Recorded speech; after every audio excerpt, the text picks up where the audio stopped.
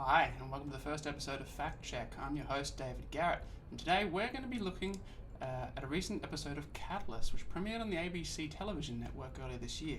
The episode, titled Why Fried, sets out to investigate the possible health risks associated with radio and microwave radiation produced by modern mobile devices.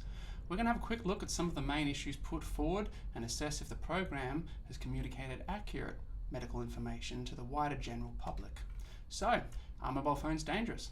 Mobile phones are classified by the International Agency for Research on Cancer as a 2B possible human carcinogen.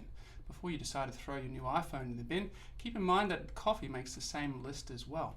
So what do we know about mobile phone radiation?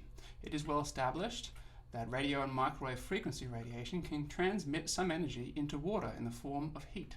This is precisely how your microwave oven cooks those frozen dinners that you love. Mobile phones produce the same type of radiation, but at a much lower power level. This will result in the heating of water in your brain if you make a long call with your mobile phone against your head, but as to whether or not this causes brain cancer, the jury is still out. Speculation about other non-thermal effects are at this point in time unconfirmed, and this is where the scientific accuracy of the Why Fried program starts to unravel. Although a range of relevant professionals are interviewed throughout the program, a certain Dr. Devra Davis, a cancer epidemiologist and author of the controversial book called Disconnect, she presents the majority of the dialogue in the program and seems to have some very strong opinions about some very debatable issues.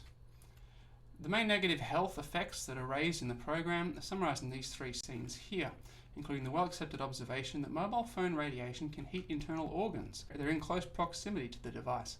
In particular concern is the brain. We're informed of the increased effects of this in children who have a thinner skull and more fluid in their brains, as you can see in the top scene from the program. In the scene below that, we can see an impressive animation that Dr. Davis uses in an attempt to convince the viewer that mobile phone radiation can affect the nervous system.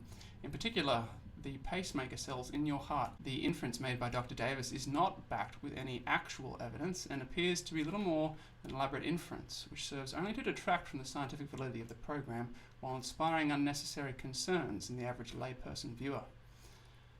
The bottom scene here shows the effect of mobile radiation on sperm in a test tube. And according to a number of studies, there is some evidence to believe that heavy users of mobile phone devices may be at risk of decreased sperm count. It is not made clear as to whether this damage is caused by thermal or non-thermal effects, or whether the effects are short-term or permanent. So, was Why Fried an example of quality medical journalism? I give it 3 stars. The presenter, Dr. Marianne DeMasi, interviewed some significantly relevant professionals on the topic and presented some pertinent insight, raising some well-established concerns and providing some practical methods for reducing risk. However, the overwhelming contribution of conspiracy provided by Dr. Davis detracts from the accuracy of the program. It's hard to watch this program and not feel uneasy about using your mobile phone. And though this may not have been the intention of the presenter, it is sure to inspire some viewers to take on a more radical approach to cell phone safety than is probably necessary.